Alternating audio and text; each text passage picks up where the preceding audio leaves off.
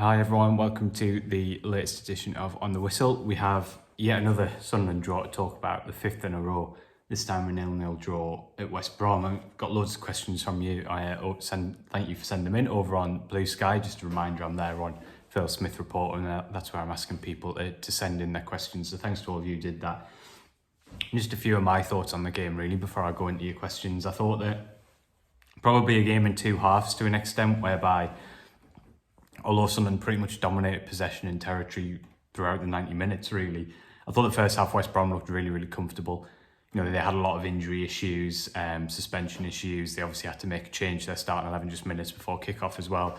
And I think it was fairly obvious pretty much from minute one that they'd be very happy with the point, and that if they could nick 3 on the break, then they'd be absolutely ecstatic with that. So I think it was a game where the onus was always going to be on Sunderland to break West Brom down. The first half, I never truly felt that they were going to do that. I thought that lacked a bit of creativity. I thought the pace was a little bit slow. I thought they made it too easy for West Brom to defend in the kind of low block that they wanted to. I have to say that the second half, up until probably about 80 minutes, I thought that Sunderland played pretty well against a good side. I thought that they dominated the game still, but actually I thought they looked incisive at times. I thought Rigg really came into the game and looked a real threat. Easto's goal, that's a matter of inches away from him being onside, and possibly even millimetres, really, centimetres. And if that goal goes in, it's a different game. Obviously Roberts nearly scored a really clever finish at the near post after good work from Hume. So I thought that much of the second half performance actually was a pretty good one from Sunderland. I thought they lost the way later on. It seemed like that chance where Ballard cleared it just off the line after a strong West Brom break.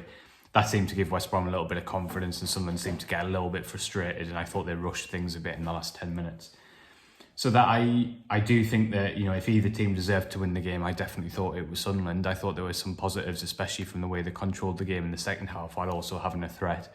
But I think when you look back at it, Sunderland will probably have to rue the fact that the first half passed them by a little bit, I think, in an attacking sense. And it's a strange one, because it's how do you look at it? Is it 5 games without a win, or is it 10 games unbeaten? And I think that tells us something about where the Sunderland side are at right now, because very similar to the last 2 games, really, Coventry at home and Millwall away, it's not results where at the start of the game you'd have felt that was a really poor result. You'd have felt it was a slightly frustrating result, because you always want Sunderland to win, but they would have felt like decent points in the context of everything that's been going on with injuries and suspensions, the strength of the opposition. But obviously, once you get 5 draws in a row, if you have genuine promotion ambitions, there has to be that concern there that you're lacking a little bit of ruthlessness. Certainly, over the course of the game, Sunderland didn't quite create enough to win it, albeit I did think they were much the better side in the second half. So another kind of frustrating night, really. I think the thing that, we talked a lot on this video over the course of the season about not getting... not judging Sunderland unfairly because they've started, so well. I still think that this is kind of a playoff race, if you like, and in that sense, Sunderland is still well placed. I do think it feels quite ominous that, Burnley, having been a side that seemed to be struggling a bit at the start of the season, despite the players and the budget they have, are really starting to motor now. They beat Coventry last night, another strong win for Sheffield United. All of a sudden, Sunderland are bunched in there with Burnley and Sheffield United, the parachute payment teams, and Leeds United as well. And it starts to feel like maybe the true shape of the table is being formed. And at the moment, Sunderland maybe don't look like they're quite in the calibre of those other 3 teams, just because of their recent results. Obviously, their place in the table is a little bit based on what they did in the opening week. So I think it's fairly clear that while there's no need for great negativity, because Sunderland is still unbelievably well placed, if they do genuinely want to be part of that conversation, which is not what we expected at the start of the season, but what we hoped after the first few performances, then I think it's fairly clear that they're going to have to find another gear fairly quickly. So I'm just going to have a sip of coffee, and then we'll go into your questions again. Thanks so much for sending them in. A few of them are on a similar theme, so I might deal with a few of them at once, but I just want to start with this one that I saw earlier. This is from Tom Shiny. Tom, thanks for sending your question in, or your comment in, I should say. We never seem to be able to penetrate teams who play with a low block. We are lacking quality in players who move the ball quickly. I think that the low block thing, to be honest, that's an issue that's been... It's Sunderland at home for a long, long time, actually. I think even if you go back to the League One era, even under Alex Neil, when Sunderland eventually got promoted, they never looked that comfortable breaking down a team with a low block. I think the one thing that I would say in the context of last night's game specifically is that I think West Brom, or more to the point, Carlos Corberán is pretty much the best exponent of the low block in the division. I think if you look at getting the West Brom team to the playoff semi-final last year, getting the Huddersfield team a few years back to the playoff final, a huge part of that was counter-attacking well, but being incredibly effective at defending your own box, and particularly being incredibly effective at defending leads and breaking on teams. So I guess I make that point to say that I think, as we said with Millwall, really on Saturday, in the context of that game, there'll be a lot of teams who go to Millwall and struggle with their approach. I do think there'll be a lot of teams after games against West Brom who talk about how their side, struggle to create. And I think that's as much about West Brom's organisation as it is about Sunderland. One of the encouraging things about the early part of the season was that Sunderland actually dealt with the low block fairly well, against Oxford and Derby. And even though they did it slightly differently against, Sheffield Wednesday, Burnley, Middlesbrough, they actually have always looked a threat at home. Coventry, they kind of blew away in the first half, and then obviously performed poorly in the second. So on that particular issue, I'm not getting too concerned based purely on this one game. I think West Brom are very, very effective at defending in a low block. And so I wouldn't be overreacting to that aspect of the performance, although I agree with you that there was a lack of quality and certainly didn't move the ball quickly in the first half. I thought for part of the second half that started to change, but maybe it was a little bit too late. Carl says, are there any deeper concerns about the recent run of draws? Out of context, some could be viewed as good results. However, with all of them coming at once, it seems to have changed the narrative and feeling behind the team. I'd be worried about the energy levels based on pressing and lack of changes. This is kind of similar to another question that I had from Rob, which says, when does Regis get called out for his lack of substitutions, but then saying they might not strengthen in January? We look dead out on our feet at the end, and clearly something needs to change. 5 draws in a row doesn't happen for a team going up automatically. So just again to say that, I kind of agree with both you, Carl and Rob, on that point that 5 draws. Within that, there's a lot of context and reasons in terms of injuries and suspensions.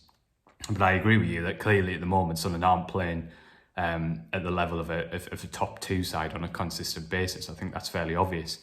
I think for us, it's where do we judge that? Are we now judging them against Sheffield United, Burnley, Leeds, and saying they should be a top 2 team? Or are we saying that probably coming into the season, our expectation was that this is a team that should push for the playoffs, and they still are doing that? I think I'd probably lean more towards the latter, but I agree with you. And this question of energy and changes is I think, something that we've talked about a lot, because I think Lebris is cautious. I don't think he likes to make a huge amount of subs. I don't think he likes to make them early. Last night he was almost more proactive really in bringing on Meenda and Elise earlier. Did it work? I totally understood bringing Elise on because I think he wanted an overlapping option with a left footer on the left. I wasn't sure about Meenda cutting in off the left. That was a really difficult substitution because I think Watson looked tired. I think he had to kind of make that change. The problem is if Meenda really wants to play on the right, but if you bring Connolly on instead, your only other option is to move Isidore out from the left. Isidore pretty much just scored from the middle of the penalty box. We've seen in previous weeks when he's gone out to the left that it's not really worked as well because Sunderland have lost his running and his penalty box presence. So I can understand why he tried to be a bit creative and he tried to get Meenda out on the left, but I don't think Meenda looked comfortable. I think he wants to cut in field, so cutting in from the left on his left foot I just think looks really clunky, but I can understand why Lebris did that. Could he have made another change later on to get Connolly on? I think possibly. That might have been something that worked, but maybe he was a little bit concerned about not leaving things too open. So I definitely think it's one to watch because, as I've said many times, there's some mitigation for Lebris in that he hasn't made many subs early because a lot of the time his bench just hasn't had those options on. That should really be starting to change a little bit in the next few weeks, and so it'll be interesting to see if we see a kind of slight shift in approach.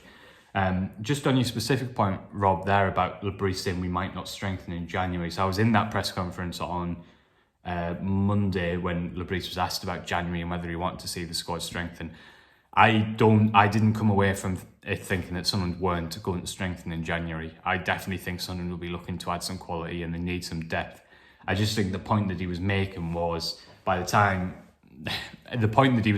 was a little early to kind of be finalising plans, or at least that's what I took from it, what his plan was. Obviously, Sunderland's recruitment team and Christian Speakman are doing a lot of work and talking a lot about targets behind the scenes. But from Lebris's perspective, he's saying basically, I've got a lot of work to do already in this building and focus on the players that I have.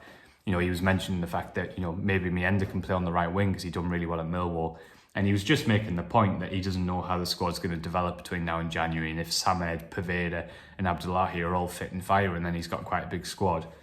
So I wouldn't, if there's a concern that Sunderland don't seem to be wanting to strengthen in January, then I think I can probably allay that. I definitely think Sunderland are looking to strengthen in January, albeit I don't think it's going to be a window where they sign 5 or 6 players, but I think that's okay. For me, it was always a window about getting in a little bit of real high quality who can add something, a little bit of an X factor and something a little bit different to this squad rather than an overhaul. So I definitely feel concerned about energy levels and maybe the fact that it doesn't feel like Sunderland finished games particularly strongly, and it hasn't felt like that for much of the season. I wouldn't be too worried about January and off the back of those comments. I think Lebris was just more making a point that right now it makes a little sense for him to be putting too much time into focusing on that. Hopefully that's kind of helps on that one. Chris says the last 2 draws seem disappointing, but is it only because the 3 before happened? Do our wide players need to get the byline more instead of coming inside? Yeah, I agree actually with both those comments. I think it was something that Robertson particularly did really well at the start of the season. He was going on the outside a lot more and putting crosses in with his right foot. He's never going to get the same speed or pace on his delivery as he does on his stronger left foot, but actually it was a big part of, I think, him having a strong start to the season. So that's definitely an interesting point, Chris, and something I'd like to see more. I agree with you with the comment about the last 2 draws. It's because someone had a man sent off, in my opinion, at QPR and couldn't take fully advantage of that situation. They played poorly at Preston and then they basically gave it away against Coventry, didn't they?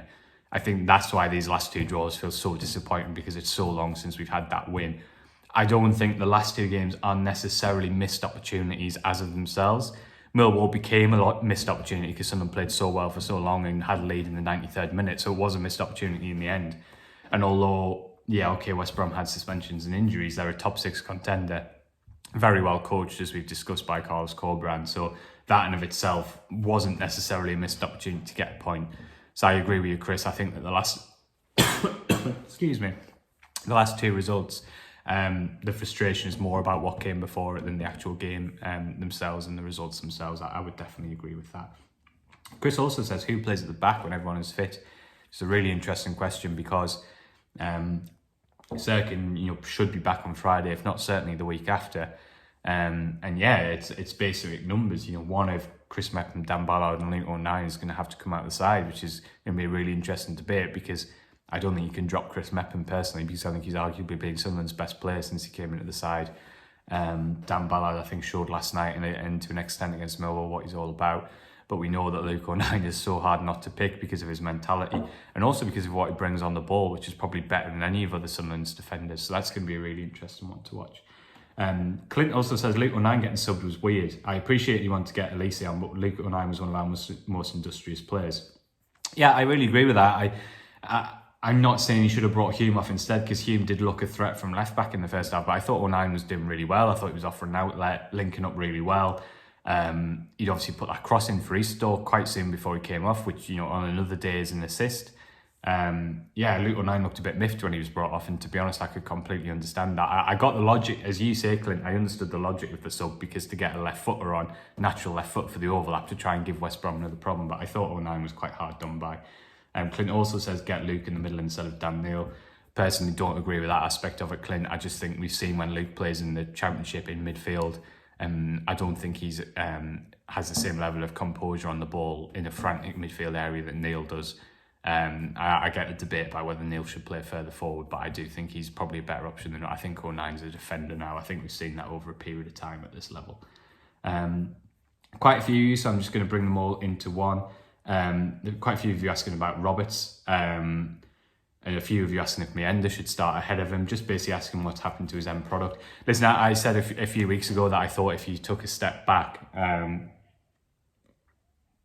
that Roberts has had a really, really, really good start to the season, and by and large, I still maintain that his goal and assists were decent. I think he was influential in the vast majority of games, as I've talked about before. Even in games where he wasn't getting a goal or an assist, more often than not, you could find him playing a big part in one of the goals, whether it's a little bit of build-up play with Rig or Hume that then leads to a goal. So I really think that, broadly speaking, he's had a decent season. I do think his delivery, especially from set pieces last night, was off, and I think that was a problem in terms of West Brom, breaking West Brom down. I think you needed your wingers to produce that bit of magic, and last night they weren't able to do that. So I definitely think it's one to watch. I wouldn't be overreacting because, as I say, I do feel that Roberts has had a good season so far, but clearly last night wasn't his best night, and we haven't seen him at his best for a little while. Part of that might be the fact because there's so little pressure on his place, because Paveda hasn't going to be being able to get fit. Mayenda was really good at Millwall on Saturday, and let's hope he can put a bit of pressure on, and hopefully that can maybe help Roberts find his best level in the next couple of games. So that's coming from Michael, who says 10 games in a row unbeaten is a great achievement for a team that lack consistency this season, but is there a concern that we're not creating the same kind of chances that we were at the start of the season? Feel like a lack of depth is a worry, especially for creativity in midfield. Yeah, I definitely agree. It goes back to that January debate, doesn't it? That if everyone's fit and Sunderland have a decent squad with a fair amount of variety and options, the reality is it's just never been the case this season, and it feels a stretch to say that it's going to change anytime soon. So I completely understand that concern over the lack of depth. Again, we're seeing, last night was a little bit better, but Labre's not having loads of options to change the game. I do think I agree with your point in terms of the performances compared to the start of the season. I think that Sunderland, probably caught teams out a little bit at the start of the year. They were really resilient defensively, had a really good structure, and then were breaking like lightning on teams. And teams didn't really seem to know how to deal with that. I think they've clearly adapted as the season's gone on. And I think Sunderland now, need to improve again, really, to find some new ways to hurt teams. Clearly playing, as we discussed before, they have done really well at times, especially at home. They've shown a few different approaches. They can press teams, and that nearly worked last night. I do think Sunderland put a lot of pressure on West Brom with their press. So yeah, I do agree with you. I don't think Sunderland are performing at the same level as they were in the first 6 to 8 games of the season. I think that's absolutely sort of a fair comment. I think both attacking and sometimes defensively as well, they're not at the level they were. And clearly no need to sort of, as you mentioned, 10 games are unbeaten shows that this side has some really good traits to it and some really good quality within it. And so we should be looking ahead positively. But definitely they're not quite at the level they were right at the start of the year. And the onus is kind of on Labre's to try and turn that round and get something back to exactly where they were. So thanks for all your questions and comments. Hope you've enjoyed the video. And we'll be back on Saturday, I guess, after the Sheffield United game. So again, over on Blue Sky, Phil Smith, reporter, is my handle. I'll be asking for your questions on Friday night after the game and speaking to you over the weekend. So thanks again, as ever, for watching and sending your questions in.